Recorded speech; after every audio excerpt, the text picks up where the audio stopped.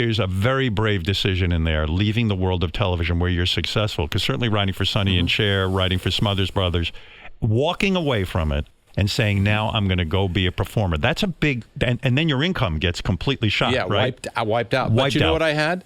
Residuals.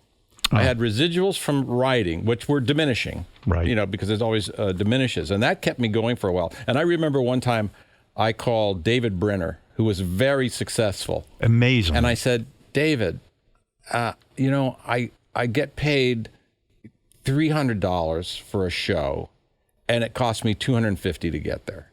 He says, what do you do? This was the best advice I ever got that changed my career. Right. He said, what I do is I take the door and let the club take the bar. Right. And I have a friend stand there with a clicker as the people come in. And I had decided at that time to be an opening act no longer. I was an opening act. I said, people do not perceive the opening act. They're there for the headliner. So I decided to headline. So I went to a little club called Bubba's, I think it was called, in Coconut Grove. Yeah. And this would be the first time I was going to only headline.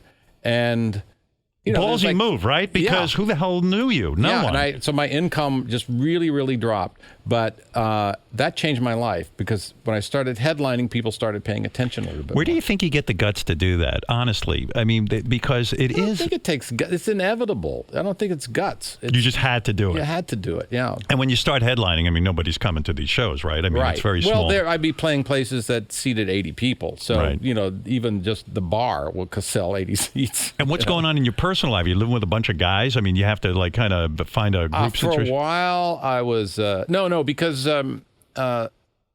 early on, I was roommates with Gary Muleder and a guy named Michael Johnson, who's a fantastic singer. Right. And then when I got the job for the Smothers Brothers, I had a little more money, so I lived alone. And then Bob Einstein and I he lived above me and I lived below. Do you miss those days at all when you think back? No, right? Because there's too much anxiety. Yeah, there's a lot of anxiety.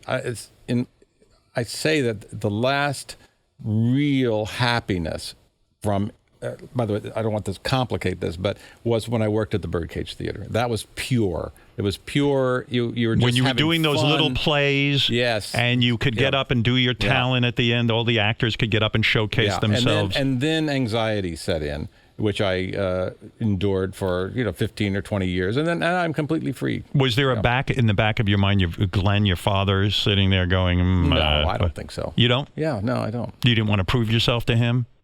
Well, maybe there's a subconscious level of that, or seeking approval. Definitely, I do like. I know about that. When you leave the world of writing and now you're a pure stand-up comic, it's very lonely. It's very focused. Would you tape all your shows in some way? I taped my show a couple of times. I was working at the boarding house in San Francisco. Right. And I had a bit that was a kind of a sleazy guy in a bar. And I go, hey, baby, talk like this. And the waitress, when I'd start to do this bit, the waitress would come up and give me a glass of red wine to work with as a prop. Yeah. And I would drink the glass of red wine. And one night I taped my show, and I listened back, which I rarely did. I listened back. I could hear myself slurring. And I said, that's it. I'm never having a drink before a show ever again. Wow. And I never have. Because that shocked you. Yes, it did. And you weren't aware of it. Yeah. So that's a useful tool. Because you do, like 3 shows or 2 shows, and you had this wine, and she kept replacing it, and you're not even aware she's replacing, because the waitress just reach up on the stage and put the drink on the stool. But that kind of shows your drive. Like some guys would have said, so who gives a shit? I'm playing to 20 people. I'm playing to 80 people. I'm playing, it's like, wow, it was important to you. Every show had to be great, right? That was your goal. I guess so.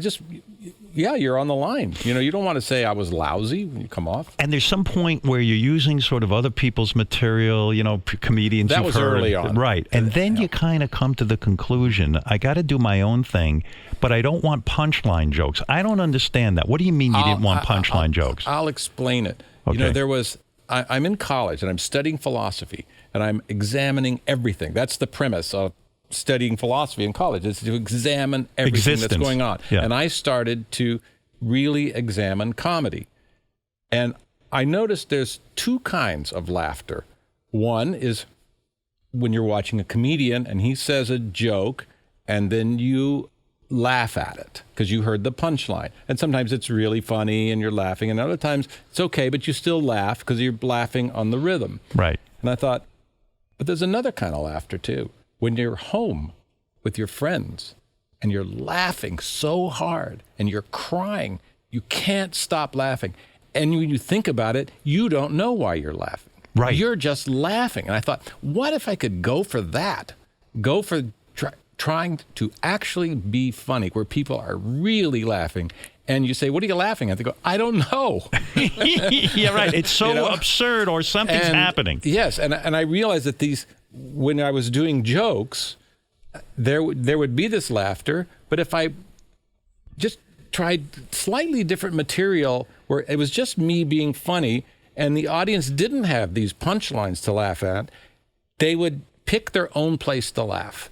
They would determine when and what to laugh. I wouldn't be telling them. Now, once you have that revelation, well, it wasn't a revelation.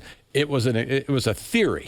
It was a theory that you had to test out. Yeah, that I had to test out. So I dropped all. Maybe I'm 21 at this time or 20. Dropped all material that I had gotten out of joke books, and I said I have to write it all. Otherwise, it's not going to have a stamp of authorship on it. Right. And I was an okay writer, but you'd make up things on stage, you'd ad-lib things, and suddenly it was in, you'd come up, you'd scribble it down, you'd say, got to remember that. How'd you know how to do all that? Seriously, there's nobody guiding you, right? There's no other comedian saying, you know what? Although at 15, I was shocked. You would perform in front of Kiwanis clubs and the Cub Scouts, and you would keep a little book and write down everything that worked. Yeah. How many kids at 15 are doing that? Oh, I bet a lot. No, I bet come on, that's a peculiar thing. I mean, that kind of focus. There's so many kids. I mean, now today you can see kids who are 12 on YouTube who are killing it. Yeah. And I think there's much more savvy information people about show business and how to do it and what to do.